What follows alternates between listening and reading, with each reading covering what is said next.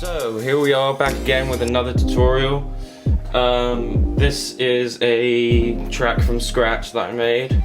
It's very simple, but it's very intuitive and you can learn a lot from it. So I will start by this is the sound that I use. It's called Dancing Architecture. It's an in Logic sound. It's no third-party thing, but it will be in the newer Logic, not just Logic X, but the most recent version with Alchemy. Alchemy is like my favorite thing to use. It has like thousands and thousands of additional things you can download for it, including like a bunch of drum sounds, you know, synths, all that stuff, which I've downloaded. One of my favorites. So I've used Dancing Architecture. It is like a very sort of pixelated sound, I'd say. It has just a very pixelated, synthy, distorted sort of sound. I really like it. And then I played out the notes myself. You can also use, this is what Alchemy looks like,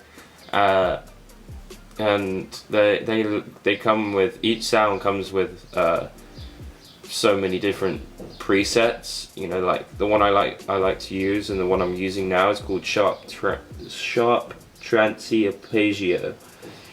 You know, that's just the sound I like. There's Hall Atmosphere, Sticks Arpeggio, Bold Mechanism, Pipes, Metal Dubstep Bass, sounds pretty heavy, Japanese Reed, Sharp Metal Electric Piano. Just different, same sound, just different presets that make it sound a little bit different. I'll play like what I have, and I'll show you what I like and what I've used, and then I can show you how the other ones differ from each other.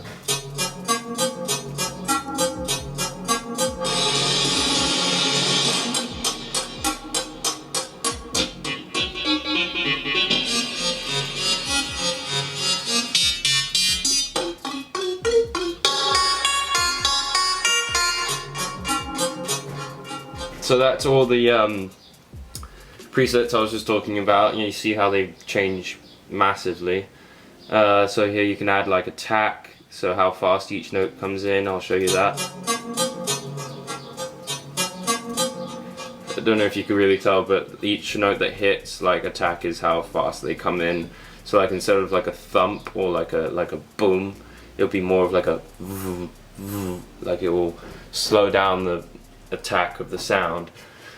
You can use the cutoff to cut off how much sound is coming in, delay, reverb, make it sound more roomy. All these effects. Alchemy is a really good thing. I really love using it.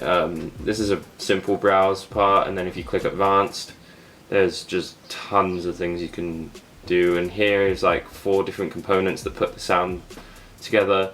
You can take out one, take out all of them and leave one. So like low down deep bass, low grind wobble bass, rattle, reverse, topper, and halftime bass. These are all the instruments that are making this sound. You can take them in and out, create a sound of your own. Here you can, you know, bring this back up, down, whatever you want. Yeah, so this is the sound. That's the sound I use, very simple. It's the only synth I've come up with so far. I am going to add to it, but it's very easy to explain for newcomers now. So I also found this hi-hat / crash loop that is in a kit that I downloaded. I have just so many kits I've collected over the years.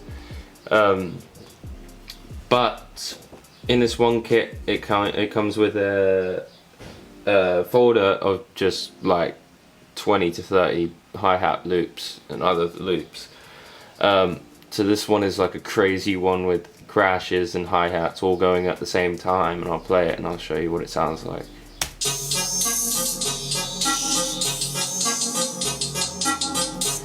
So I use that, I just dragged and dropped that. That's nothing crazy, like, you know, you just, if you have a sound kit that has these, they're very useful, they sound really cool. You know, if you're having trouble just sort of wanting your track to sound good, these can be very helpful in adding a little bit more enthusiasm, or just more sound, just more, you know, just a better sound overall. And then on top of that, I added snares, kicks, and a bass. So you just create a track. I think I explained in one of my videos before that this is called Ultra Beat.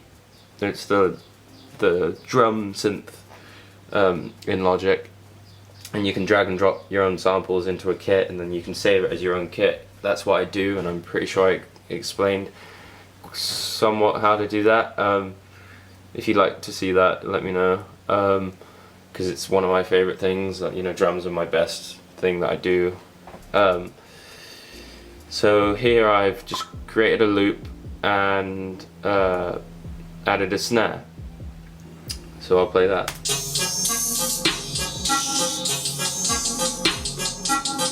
So it's just simple, just boom, boom, a little bit faster, slower, but you get the point. Very simple, just solid, just beat. Then I added the kicks how I liked them.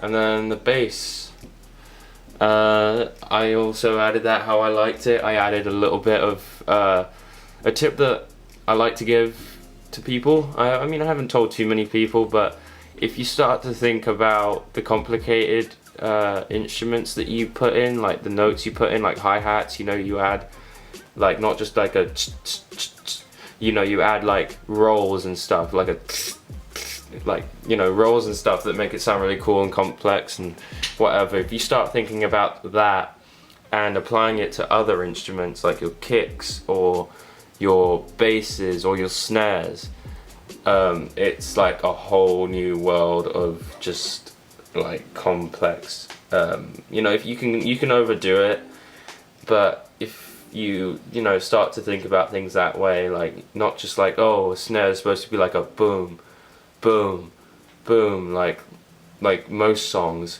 If you started to add like a double snare like I did in one of the other tutorials, things like that, it sounds really cool. Here I added like a kick on the snare, just things like that.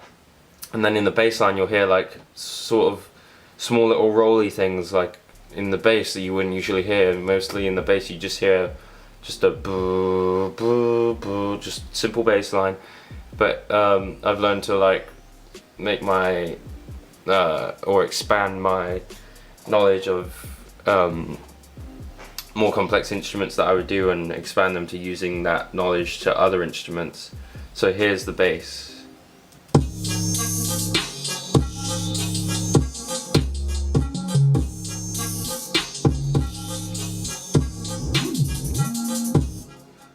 So in the middle you hear like a do do do do do do do, like just a cool little thing, and it sounds really good. It's, you know, like most of it is just like boom boom boom, but these small little things can add a lot of character to your song. So if you start remembering to not remembering, but just putting what you would do to certain tracks into other instruments and just sort of experiment, because that's what music to me is all about, in like progression wise.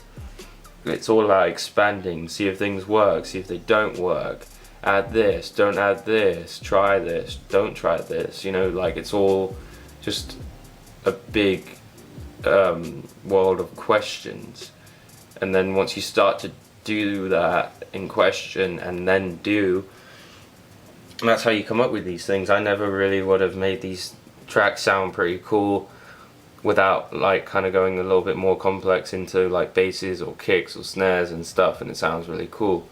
So that's definitely something to take from this.